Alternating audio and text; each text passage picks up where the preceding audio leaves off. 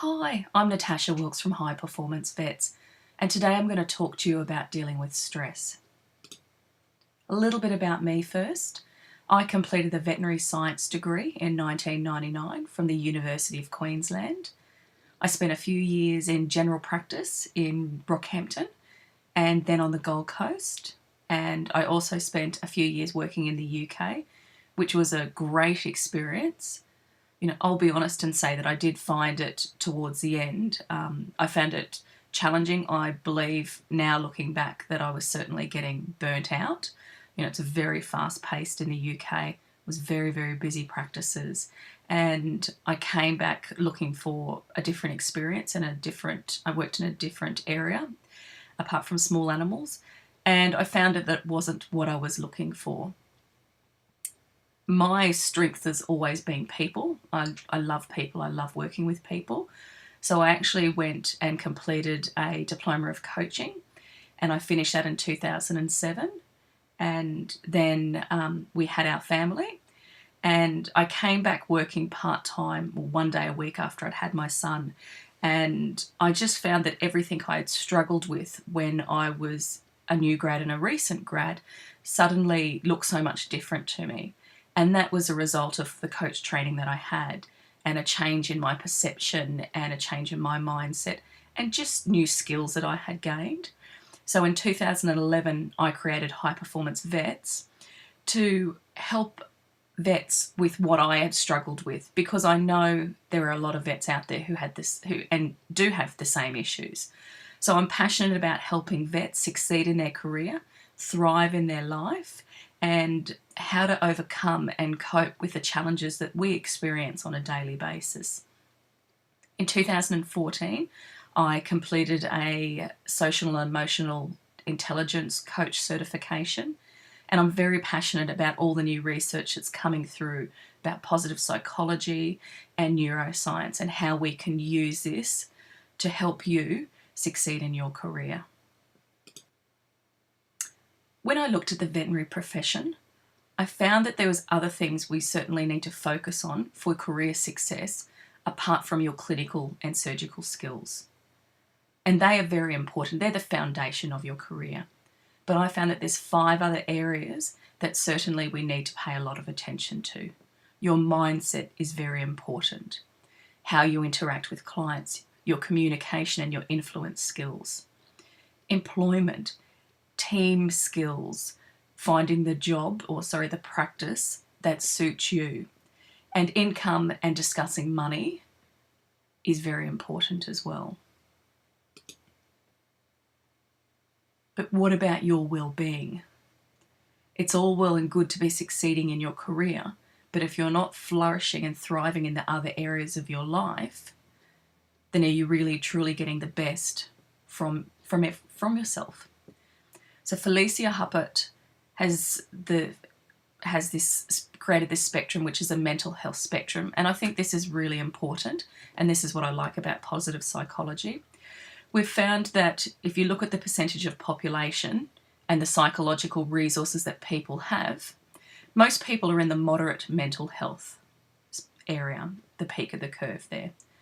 But what they found is that people who are thriving in their life, who are flourishing, who have a great sense of well-being, they're certainly down over to the right. And because they found that was because they have more psychological resources. And what happens when you are faced with an adversity, chronic stress, acute stress, any of the common challenges that we do face on a regular basis? For some people, it moves them to the left of the curve, and they can certainly move into languishing or develop mental disorders. So the whole focus of positive psychology, and positive psychology is about reaching your full potential and flourishing. It's a science of optimal function. We want to give everybody psychological resources to move you into that flourishing area. And the whole point is to get that green area larger, to move that curve to the right. So when you do face an adversity, when you move to the left, you're not tipping over here. You're not tipping over into the languishing area, or certainly then developing a mental disorder.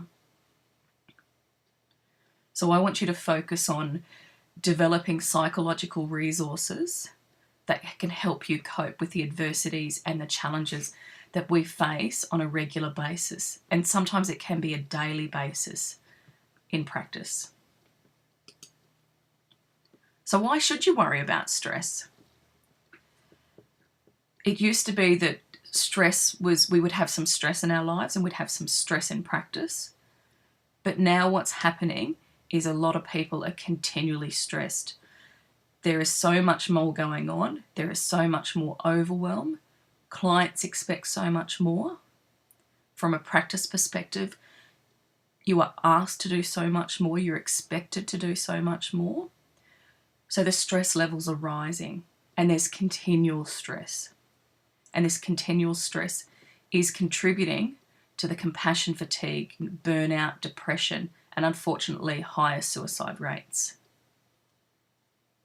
And what stress does to you is it can have a detrimental effect. It affects your body, it will affect your mind, and definitely can lead to affecting your career and your relationships. So what I want you to be aware of is what is causing you stress and what you can do to manage that stress. So what actually is stress? Stress is anything that knocks us out of a homeostatic balance.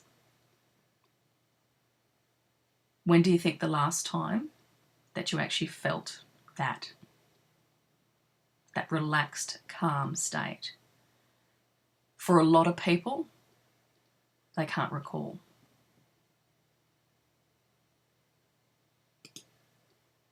So the stress response has two aspects. There's the sympathetic nervous system, and that's a flight or fight response. The freeze or freak response, I also call it. And I refer to it as the accelerator.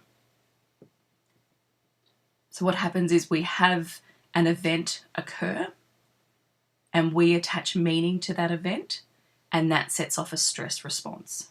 Now the event could be exactly being chased by a wild beast.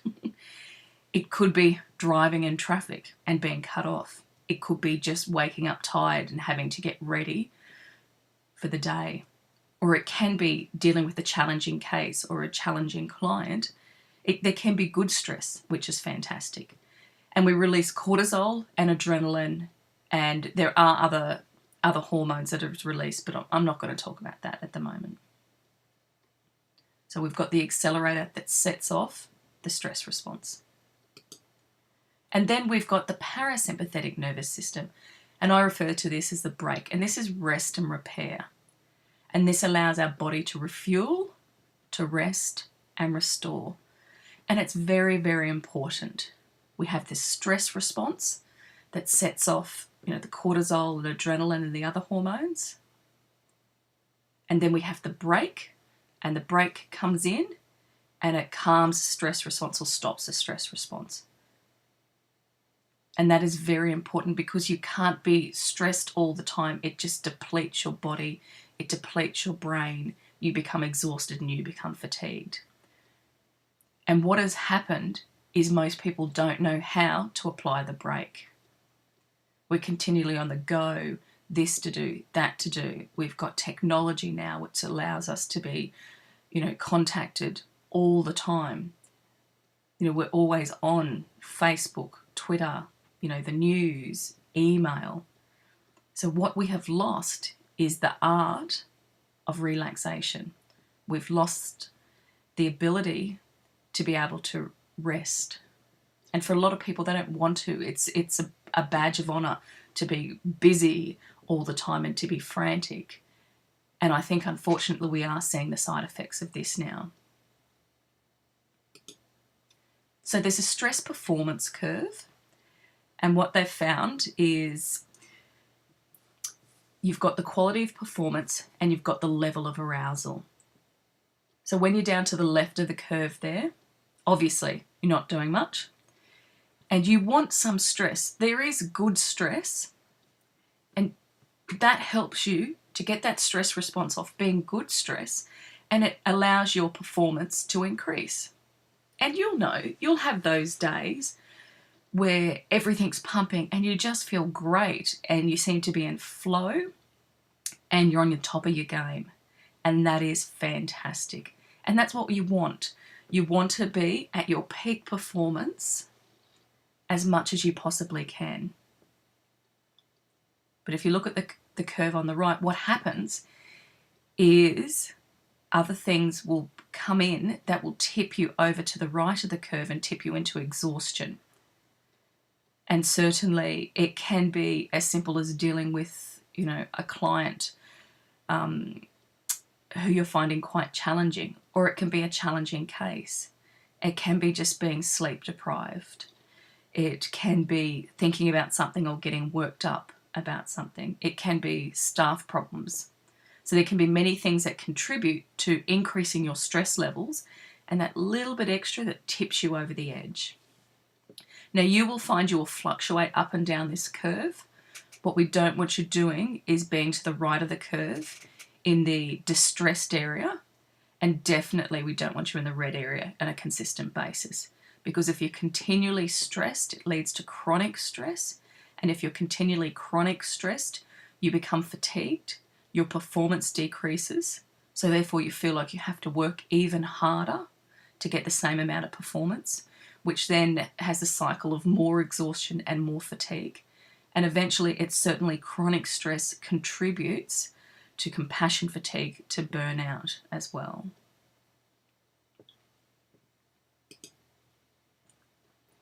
So the next curve, I just like these different curves, they show different areas.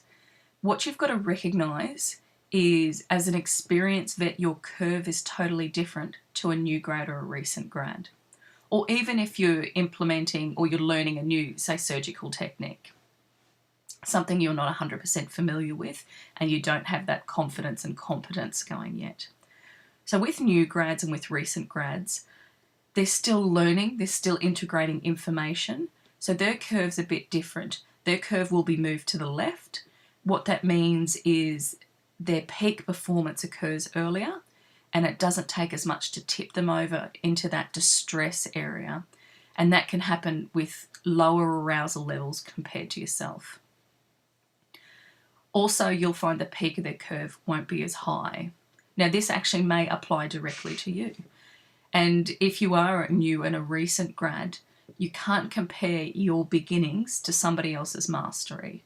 If you're working with a veterinarian who's got 5, 10, 15 plus years of experience, they're able usually to handle certain events much better because they've learnt the pattern and habits, and they've also got more resilience because they've seen it before, they've done it before.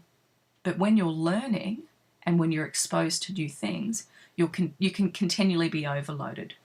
There's so much, especially for new grads, there's so much to learn, there's so much to integrate, and it can be very overwhelming and it can be very exhausting as well. And usually when you're doing a lot of new learning, you're using so much of the prefrontal cortex, which is the front of the brain, and that becomes very exhausting. And it just takes less to set you over into the distress range. So recognize this. The biggest thing I hear from a lot of employers is that the associates are taking too long, or the new grads are taking too long. Of course they're going to. They just can't perform at the same high level on a consistent basis because they haven't established those patterns of habit yet. It will come, but if they're chronically stressed, it's going to take so much longer. So what you have to recognize, if you've continually and repeatedly turn on the stress response, or you can't turn it off, you can't institute or apply the brake, then certainly chronic stress becomes very damaging.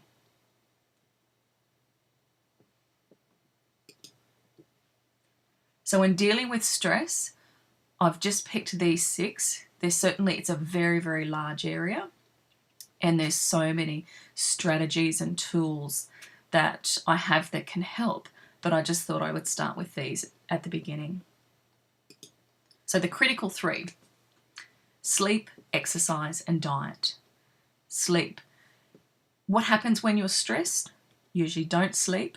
You don't exercise then because you wake up and you're really tired. And because you're tired and you're not exercising, your mood isn't the greatest, and usually you're not eating very well. So it's really important to get 7 to 8 hours sleep. I recommend 8 hours sleep, but I realize that that is impractical for some people. But get as much sleep as you can.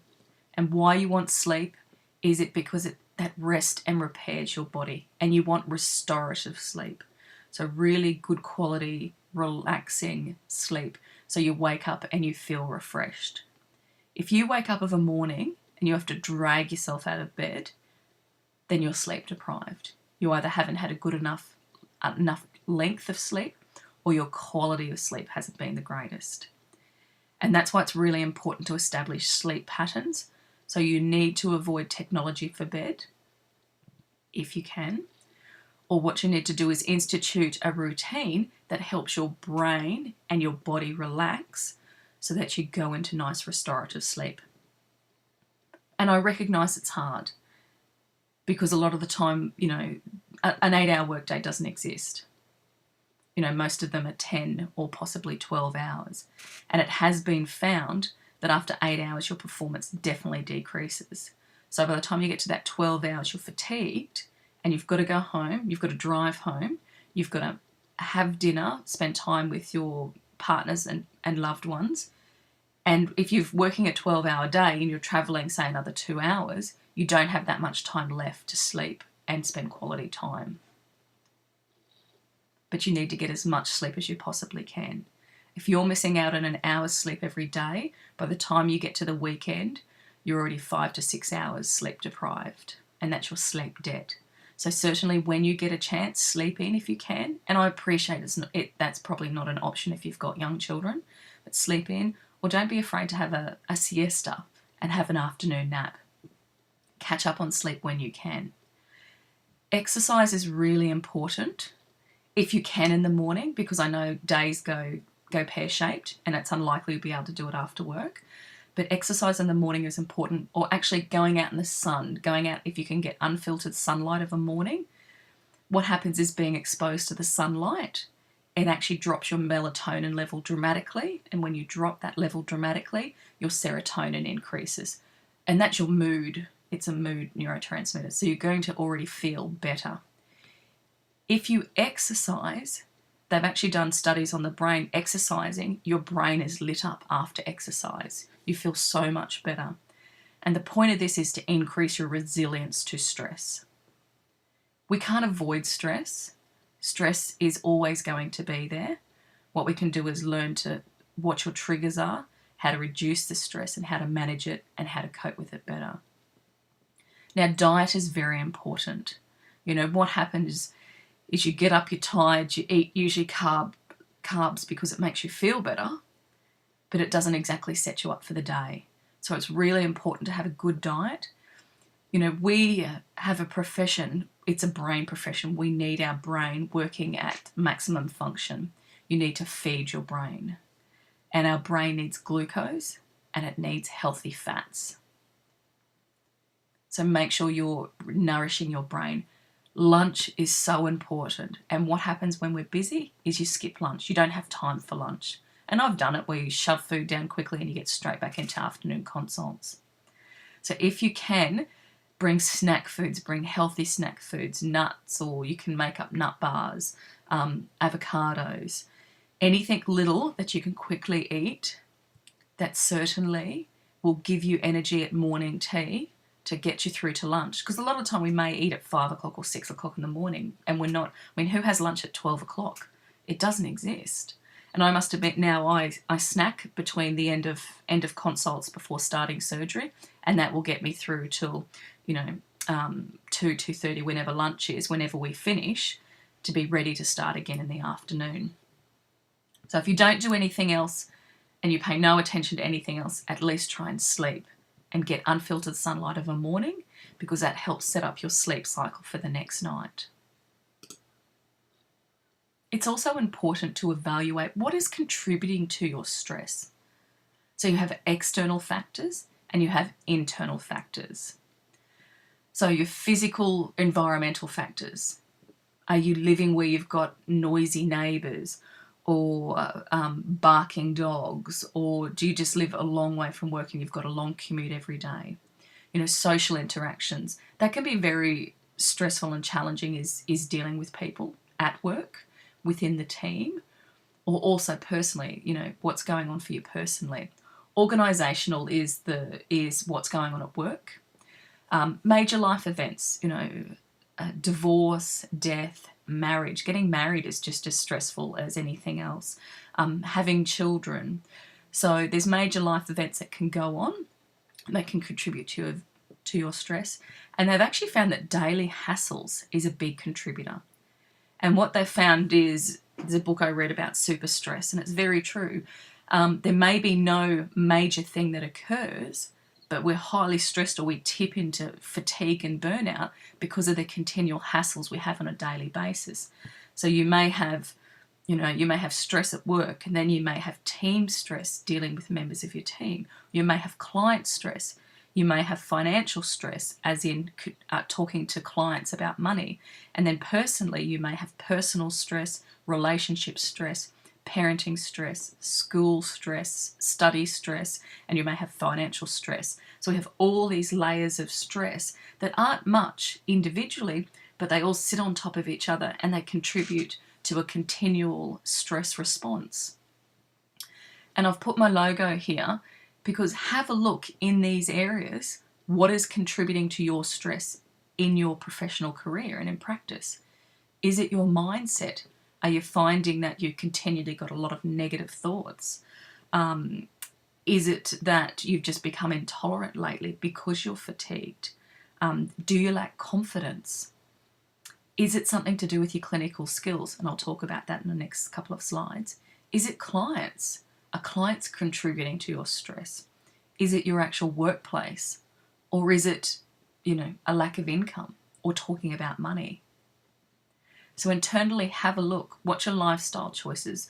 Have you got your environment set up to contribute to peak performance? How are you talking to yourself? Sometimes I think if we spoke to others the way we spoke to ourselves, we wouldn't have many friends. We're incredibly self-critical. We're incredibly harsh when we shouldn't be. We should be more forgiving of ourselves. And I think that's something that you have to learn. Now, why the stress response is important is the event itself isn't stressful. An event is just an event. It's something that happens. It's how we interpret that event, the meaning we attach to that event, that actually determines if it sets off a stress response or not. So that's why where I work in the mindset area, it's so very important. And sometimes we've got mind traps and your belief systems that contribute to stress. And some people are more prone to stress. They have that personality type that is prone to stress. It has been found now that children who have very traumatic childhood or very stressful childhoods are less resilient to stress as they become older. But what I think you need to recognise, and what is exciting in the field of neuroscience, is now they've found about neuroplasticity. It used to be believed that you were born with your set amount of neurons and they died off, and if it was use it or lose it. But now they have found that in some aspects use it or lose it is true. Whatever you focus on grows. So neuroplasticity is you can regrow your neuronal connections, which is incredibly fascinating and exciting as well. So what you focus on and what you pay attention to will grow. So you need to be really mindful of what you're paying attention to. Are you focusing on positive things and growth, or are you focusing on everything that's going wrong and everything that isn't working out for you, or how you dislike it or how you hate it? Because that will set up a railroad. You begin to create that connection, and once that connection's established, what happens is you think of something and bang, you go straight to that emotion. And that will just trigger and become a pattern of habit. So you need to be very careful of what habits you're creating and make sure that they're habits that are working for you to help improve your performance, which will lead to, flourishing, improved well-being and thriving in your life. And that's what I want for you. Change how you think about stress. Now look at this image. For some people, with all the recent weather, that could be a real negative picture and set off negative emotions. For drought-affected farmers, that's a relief. So they've found that how you actually think about stress determines whether your body sets off a stress response or not. So your mindset, what is your stress mindset? Do you have an enhancing or a growth stress mindset, or is it debilitating? So again, when an event happens, I use a common example. You turn up to the practice and there's all these people waiting. Now, when I was a recent graduate, I used to find that very stressful, and I'd be like, oh, geez, well, why is everybody here? Because then I went in and I couldn't check the animals in hospital, and it would just set me off, and I found that it contributed to my poor performance or reduced performance during the day. But what if I had a different mindset? What if I went, wow, how exciting. We're going to pump this morning. This is going to be great. I wonder what's going on. Same with emergencies or difficult clients. Instead of thinking, is this client difficult? And this is what changed for me. I think, wow, what is going on with them that I can help them? What emotional state are they in that I need to be aware of so I can help change that and help them feel a sense of calm and peace leaving here? So look at your mindset. And this is where emotional intelligence is very, very important. And that's why I'm passionate about emotional intelligence. Emotional intelligence is being aware of your emotions and the emotions of others in the moment, and then recognizing how you can work with that. So how you manage your own emotions and how you can be aware of emotions in others and manage those as well. And the first step for emotional intelligence is self-awareness. So become aware. Have you suddenly got a racing heart? Do you feel like you're perspiring? Have you got a feeling in your gut? Are you starting to shake? You can hear it, stress in people's voices. I start to talk really, really fast because I get quite excited about all this sort of stuff. Or I can talk really, really fast because I'm starting to get anxious about everything I have to do. So start to develop awareness of when you're starting to get stressed. Your skills. Honestly look at your skills. We all have blind spots, and I think we actually have blind spots to our strengths, but we actually have blind spots to our weaknesses. And what you have to recognize is everybody is totally different. Even though we've done the same degree, everybody is different in what they bring to the table to practice. Now, a strength is something that comes naturally to you, that you find engages you and energizes you, and you come out with a sense of, wow, that was great, I feel really good. And for me, my strengths are clients or people. And I must admit, I never used to. I had to build some skills. But now I find clients and people really energizing, and I love it. But for some people, clients or dealing with people is actually a weakness. Now, why you want to increase your skills is if you're practicing and you're continually using your strength, you will find practice so much more enjoyable. You'll actually be engaged more, and that contributes to a sense of well-being. You do have to be careful, though, that you're not overusing your strengths because you can deplete them. And I have to recognize when I have to move away from people or I need to take time by myself to reset. Otherwise, I do become exhausted. But one thing you also have to recognize is where are your weaknesses, where are your areas that you need to develop. And don't ever be embarrassed or run away from your weaknesses. My weakness when I first started, it was everywhere. I didn't have the best mindset. I really lacked confidence. Because I lacked a lot of competence, my surgical skills and my clinical skills I needed to work on. I was really shy and I didn't know how to talk to people. I wasn't choosing the best practices for what my strengths were. I didn't even know I had strengths, and I found it terribly hard to discuss money. I never knew how to ask for a pay rise, and I didn't know how to discuss money with people, with clients. So I want you to foster a growth mindset, and what that means is be open to learning and be open to feedback. And you're not going to recognize maybe what your strengths are, and that's why I like strengths coaching as well. But you also may have a massive blind spot for areas you need to develop. And what happens as you become more experienced, you'll need to develop skills in new areas. You know, as a senior vet, you're going to need to develop leadership skills. When you buy a practice, it's massive, you know, financial skills, business skills, marketing skills, leading a team. So it's such a big area. But once you recognize what your strengths are, you know, once I learnt that I was good with people and I took the time to understand people, and my coach training helped this, I just found practice so much easier, which reduced my stress levels, which took the pressure off, which increased my performance.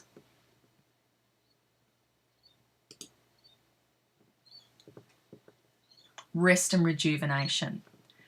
Why is it that if our iPhone battery or our smartphone battery gets less than 20%, we panic? We run around, oh my God, it's going flat, I need to go and charge it. But it doesn't occur to us to do the same. And look, we are all high achievers. Usually we're used to being able to do what we can do easily and effortlessly, and we're good at it. And we don't want to admit that we need help. And we don't want to admit that I might need rest. It's like a badge of honor to keep working and pushing through, but it shouldn't be. You need R&R. It's so important. And I want you to think of our career as a 40-year career. And in that case, it takes the pressure off. I've got 40 years to build up my skills and knowledge and abilities. So you don't need to rush at a frantic pace all the time. It's really important to rest. When you rest, this parasympathetic nervous system kicks in and it relaxes you and it helps your body repair. But you also need to rejuvenate. And rejuvenate is doing something that excites you, that you are passionate about, because that helps you feel more relaxed and energized to come back to work fresh. Now, I found this in Adam Fraser's book. He's a psychologist, I believe an organisational psychologist in Sydney, and his book's called The Third Space, and it's a fantastic book. Highly recommend reading it. And he actually found this from a coach who was coaching Olympic athletes. And the gentleman said, you know, there's no point training them until they break down. You're better off looking after them so they can compete at peak performance when they need to. So Adam Fraser instituted this and uses this with executives. And this is something I want you to do. Now, it may not be familiar. You may be used to being on all the time. On. I'm busy. And this is challenging. And I found certainly my anxiety and stress levels rose once I had kids. You know, my husband was away a lot of the time, so it was up to me to get them ready, to find everything, to be able to get out the door ready for work. And I'm very grateful that I was working part-time. Certainly full-time would have been something that I would have found extremely challenging and very stressful. So every day, 10 minutes, do something for 10 minutes that relaxes you. Now, I don't know what that is for you. That's something you have to work out for yourself. It could be meditation. It could be mindfulness. It could be a calming audio. Try and avoid, you know, Facebook and YouTube and cat videos because that stimulates your mind. That's not going to relax you. It might be a quick walk around the block. Now, it's up to you when you want to do this. You could do this of a morning. I think the best time to do this is sometime during the day in practice, either, you know, between your morning consults and surgery or around lunchtime. And if you bring it in with lunchtime, that is fantastic because that will reset you and help you progress in the afternoon. And look, I understand that we all have crazy days and we have busy days, but it's really important that you do this because you will be so much more refreshed going into the afternoon. But also it's really important that you make time for lunch. If you're finding on a consistent basis that you don't even have time for lunch, then I need you to consider your workflow. Or if you're finding if you're an employer and your associates aren't getting time for lunch, then all you're doing is just reducing their performance. It's going to take longer to complete things, and eventually they're going to move into compassion fatigue and burnout. And we don't want that. I don't want that. So 10 minutes that relaxes you. What you will find is you'll get up in the morning, if you don't exercise, and you'll get in the car, you'll drive to work, and you'll be in the clinic 8, 10, 12 hours, and you don't even walk outside. So you're continually exposed to artificial light, and you probably haven't even seen sunlight for the day. And this is why our vitamin D levels are really low, and a lack of vitamin D is really detrimental for your physical health and your brain health as well. So 10 minutes, walk outside. They do say that people who smoke, which I know is, a low number these days, thank goodness, but people for smoke breaks, they were getting this 10 minutes of relaxation or 10 minutes of sunlight. So it's okay. You can take an R&R break. It's only 10 minutes. You can find, if you can take 5 minutes to go to the bathroom, you can find 10 minutes to do something like this. Now, for other people, it might be when you get home. Take a couple of minutes or 10 minutes before you walk in the door to get rid of all the stress that happened today, to move into a home mindset. Because a lot of people go home and they're cranky and they bring all their troubles with you from home. And as I say, they yell at the kids and they kick the dog. You don't want to do that. Don't bring your rubbish home with you. And that's why if you get a chance to read this book, it's available on Kindle. Adam Fraser's book is really good. Every week, do something for 1 hour that energizes you.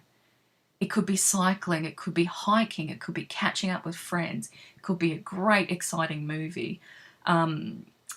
Whatever it is for you that energizes you. Do you know when you've gone on those holidays and all you've done is laze around and you come back to work and you're like, I don't know, I just don't feel ready? Or you go on that action-packed holiday and you come back and you're so tired. That's why rest and rejuvenation are important to do together. So every day, 10 minutes that relaxes you. Every week, an hour that energizes you. Every month, have a lazy day where you've got nothing organised. You're on no time schedule. Just 1 day a month. It might be golf, fishing, catching up with friends, having a barbecue, going for a bushwalk, going for a drive, slothing and sitting in front of Netflix. Just whatever it is for you, have a lazy day.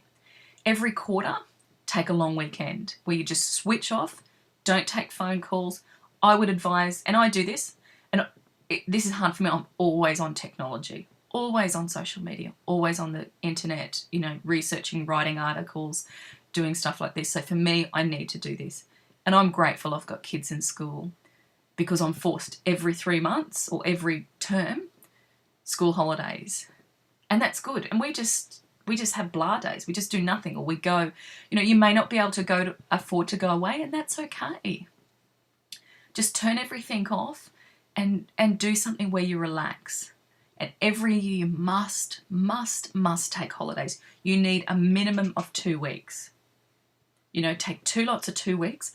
I personally prefer 3 weeks. I love 3 weeks, but I recognise with only 4 weeks holiday allocated per year, but you must take holidays.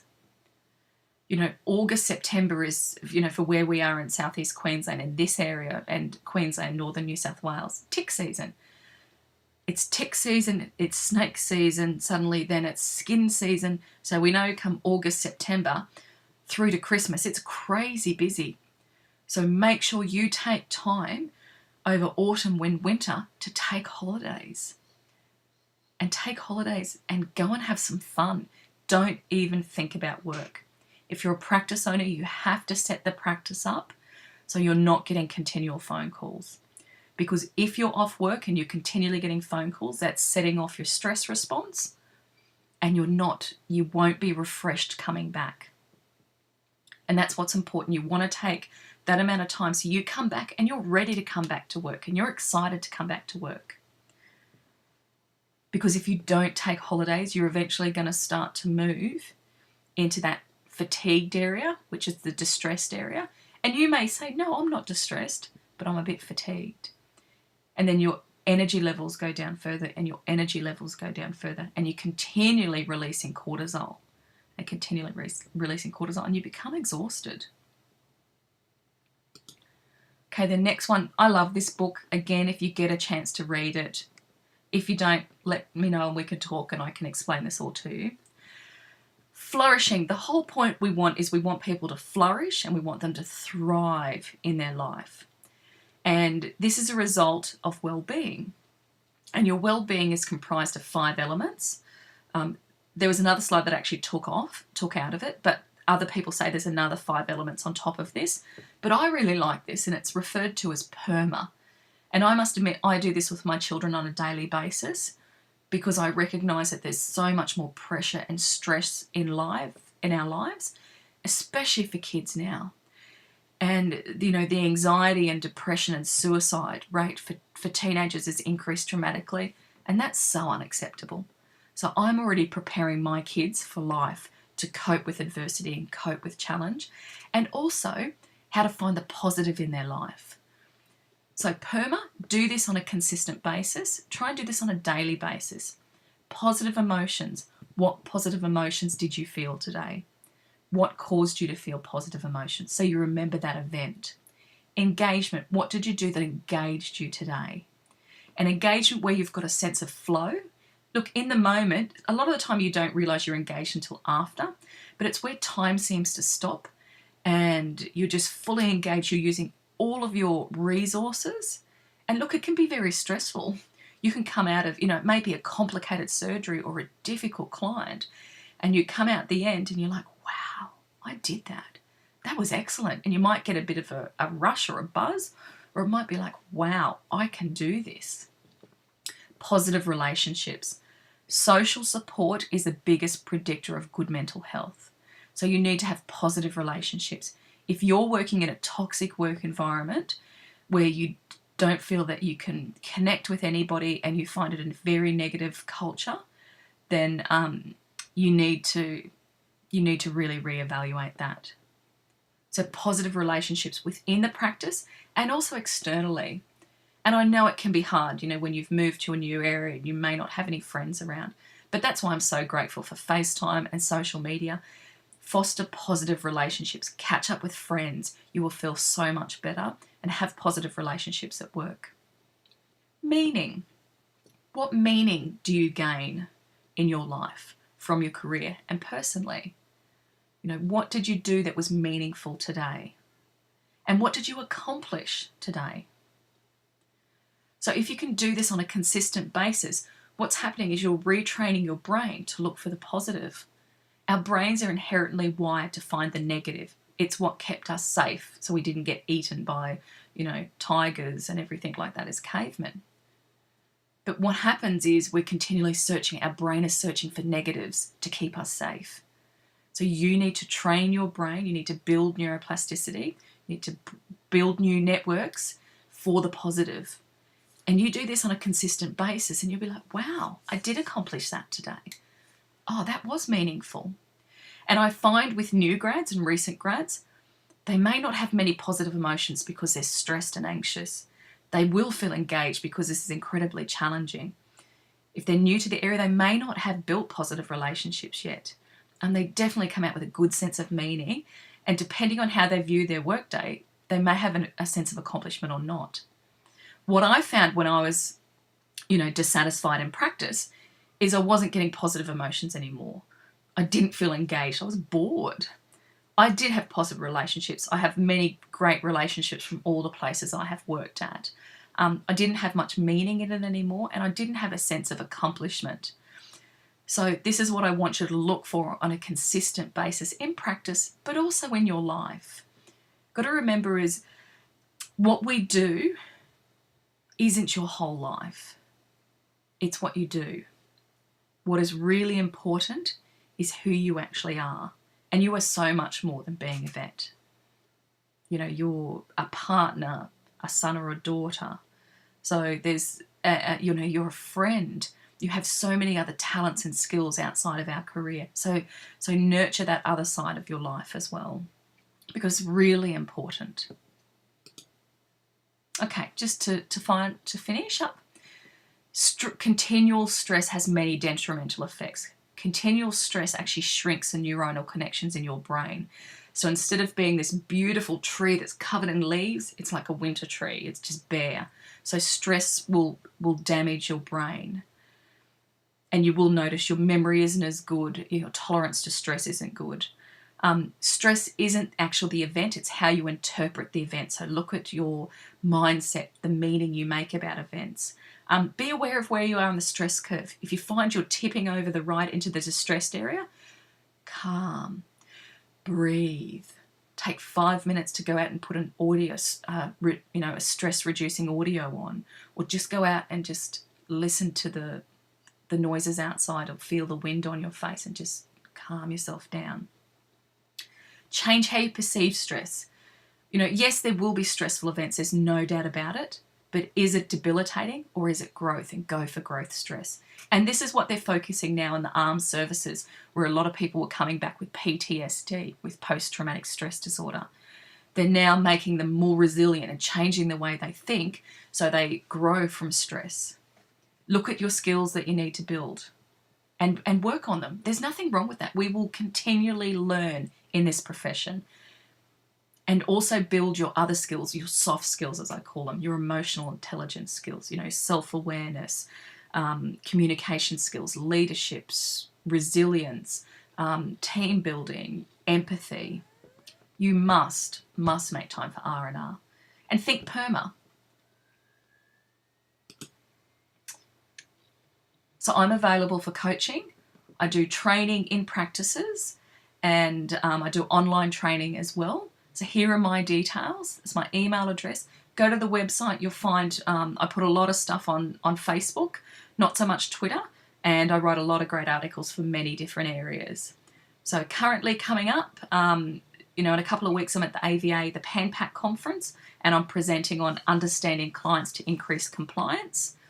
I'm also presenting at the AVA PM conference, and I'm talking about building client relationships. I'm certainly the Brisbane Vets I'm presenting at again in August, and I'll be attending the Congress of Veterinary Mental Health at the end of May. So please, if you're going to any of these conferences, come and have a chat. I'm happy to talk to you about anything. If you're interested in doing some work with me, I highly recommend it. You've invested a lot of time and a lot of money into being in this career, and I want you to get a good 20, 30, 40 years out of it, and I want you to enjoy being a vet. But just remember, it's okay. We're not given all the skills when we graduate. We're given the clinical and the surgical skills, but there's so many other skills that we need. And when you work on those other skills, it will make practice so much more enjoyable. So I'm Natasha Wilkes. It's been a pleasure discussing this subject with you, and please contact me at any time. Thank you.